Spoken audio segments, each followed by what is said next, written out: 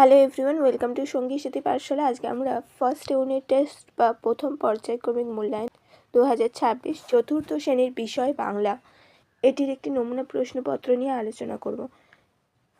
আজকে আমরা সেট 3 নিয়ে এসেছি। এখানে এমন কিছু গুরুত্বপূর্ণ প্রশ্ন আছে যেগুলো তোমাদের সব স্কুলেই বেশিরভাগ ক্ষেত্রে কমন আসবে। পূর্ণমান 20 এবং সময় 40 মিনিট। প্রথমে রয়েছে মালগাড়ি কবিতাটি প্রথম 8টি লাইন কবির নাম সহ লেখো। এটার জন্য রয়েছে আমাদের 4 নম্বর। তো মালগাড়ি প্রথমে লেখা হয়েছে, তারপরে প্রেমেন্দ্র মিত্র কবির নাম। চাই না আমি তুফান কি মেল ট্রেন, মালগাড়ি হই একটি শুধু যদি, ঘটর ঘটর দিন রাত্রি চলি, নাইকো তারা যেন ভাটার নদী। জন্মদিনে মিষ্টি একটা পড়ি, ভুলে যদি আসে আমার বাড়ি, চেয়ে নেব একটি শুধু বর, বলবো আমায় করোনা মালগাড়ি। এই ছিল মালগাড়ি কবিতাটি থেকে মোট 8টি লাইন, প্রথম 2টি স্ট্যাঞ্জা। এরপরে রয়েছে সম্পূর্ণ বাক্যে উত্তর দাও, এক একটির মান 1। তো 6টি প্রশ্ন, 6 নম্বর। প্রথম প্রশ্ন হচ্ছে, লুসাই পাহাড়ের বিস্তার কতখানি জায়গা নিয়েছিল? 650-700 বর্গমাইল জায়গা নিয়ে লুসাই পাহাড়ের বিস্তার ছিল। পরের প্রশ্ন হচ্ছে, ছেলেবেলার দিনগুলি গল্পে কোন খেলার সময় লেখিকা ও তার ভাই বোনেদের মন হালকা খুশিতে ভরে উঠত? তো ছেলেবেলার দিনগুলি গল্পে রাগ বানানো খেলার সময় লেখিকা লীলা মজুমদার ও তার ভাই বোনেদের মন হালকা খুশিতে ভরে উঠত। অর্থাৎ কি, ছেলেবেলার দিনগুলি গল্পে রাগ বানানো খেলার সময় লেখিকা লীলা মজুমদার ও তার ভাই বোনেদের মন হালকা খুশিতে ভরে উঠত। পরের প্রশ্ন হচ্ছে, হ জ বড় ল গল্পের লেখকের নাম কি? হ জ বড় ল কি? আসলে একটি বইয়ের নাম হ জ বড় ল। হ জ বড় ল গল্পের লেখকের নাম হচ্ছে সুকুমার রায়। বিচিত্রসাৎ কবিতায় কবি কথক কোন সময় বাড়ির গলি দিয়ে কোথায় যায়? বিচিত্রসাৎ কবিতায় কবি কথক বেলা 10টার সময় তার বাড়ির গলি দিয়ে পাঠশালাতে যায়। এরপরের প্রশ্ন হচ্ছে, টিফিনের সময় বা ছুটির পর তত্ত্বচান কি করত?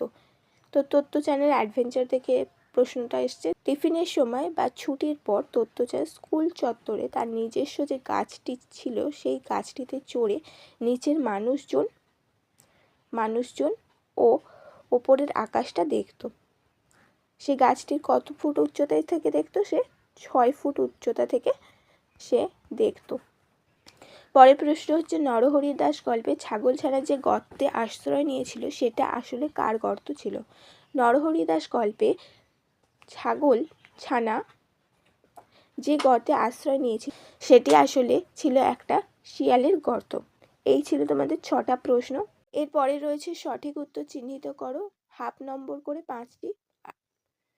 2.5 নম্বর, ছাগলছানা বনের ভিতরে গিয়েছিল ষাঁড়, শিয়াল না তার মায়ের সাথে?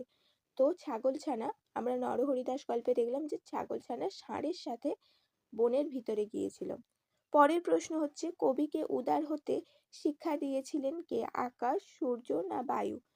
তো সবার আমি ছাত্র কবিতাটিতে দেখলাম যে কবিকে উদার হতে শিক্ষা দিয়েছিলেন আকাশ। পরের প্রশ্ন, ইয়াসুয়াকিয়া চানের টাইফয়েড, পোলিও না নিউমোনিয়ার জন্য গাছে চড়ায় অসুবিধা ছিল? তো পোলিওর জন্য তার হাত পা গুলো এমন হয়ে গেছিল, তাতে তার গাছে চড়ায় অসুবিধা ছিল। পরের প্রশ্ন, মা সুন্দর করে 1, 2, 3 তলার পুতুল ঘর সাজিয়ে দিয়েছিলেন। তাহলে কত তলার? তো ছেলেবেলার দিনগুলির গল্পে আমরা দেখলাম যে 2 তলার ঘরটা সুন্দর করে সাজিয়ে দিয়েছিলেন। পরের প্রশ্ন হচ্ছে, কোথাও আমার হারিয়ে যাওয়ার গানটি লিখেছেন কে? সুনির্মল বসু, সুকুমার রায় না রবীন্দ্রনাথ ঠাকুর? তো সঠিক উত্তর হচ্ছে রবীন্দ্রনাথ ঠাকুর। এরপরে হচ্ছে শূন্যস্থান পূরণ, হাফ নম্বর করে 5টি। 2.5 নম্বর,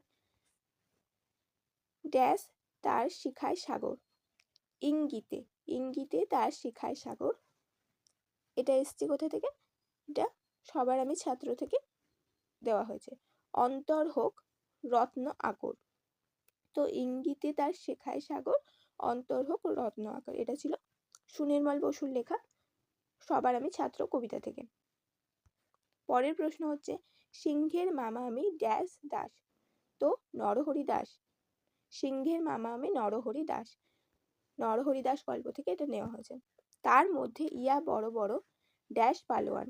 কি পালোয়ান? সুমো পালোয়ান। এটা কোন গল্প থেকে নেওয়া হয়েছে? তত্ত্বচানের অ্যাডভেঞ্চার। পরের প্রশ্ন হচ্ছে ড্যাশ মিলেছে আজ দুষ্টু কটি মেয়ে। বনভোজনে। বনভোজন কবিতা থেকে নেওয়া হয়েছে। বনভোজনে মিলেছে আজ দুষ্টু কটি মেয়ে। পরের প্রশ্ন হচ্ছে 5 নম্বরের নির্দেশ অনুসারে উত্তর দাও। প্রত্যেকটির মান 1, 5 নম্বর। অর্থ লেখো। দুটোই দেওয়া হয়েছে, দুটোই লিখতে হবে। বনভোজন, চড়ুই ভাতি। পাঠশালা, পাঠশালার অর্থ হচ্ছে বিদ্যালয়। বর্ণ বিশ্লেষণ করো। গিন্নি, গয় হসন্ত হস্যই, দন্তের নয় হসন্ত, দন্তের নয় হসন্ত হস্যই, গিন্নি। ফেরিওয়ালা, ফয় হসন্ত এ, রয় হসন্ত হস্যই ও, অন্তুস্থ অয় হসন্ত আ, লয় হসন্ত আ, ফেরিওয়ালা। এই গেল আমাদের দুটো বর্ণ বিশ্লেষণ। এরপরে এলোমেলো বর্ণ সাজিয়ে শব্দ লেখো। তো এখানে যে এলোমেলো শব্দটা রয়েছে সেটা থেকে আমরা বুঝতে পারি যে এটা হবে পটকুলটিস। আর তারপরেরটি রয়েছে নারিকেল। এরপরে হচ্ছে সন্ধি বিচ্ছেদ করো। স্বস্তি, সুযুক্ত অস্তি, স্বস্তি। বিদ্যালয়, বিদ্যা যুক্ত আলয়, বিদ্যালয়। এরপরে বাক্য রচনা করো। কোদাল, বাগানে গাছ বসানোর জন্য কোদাল দিয়ে আমরা মাটি কুপিয়েছিলাম। আশ্চর্য, জাদুকরের কাণ্ড দেখে সবাই আশ্চর্য হয়ে গেল।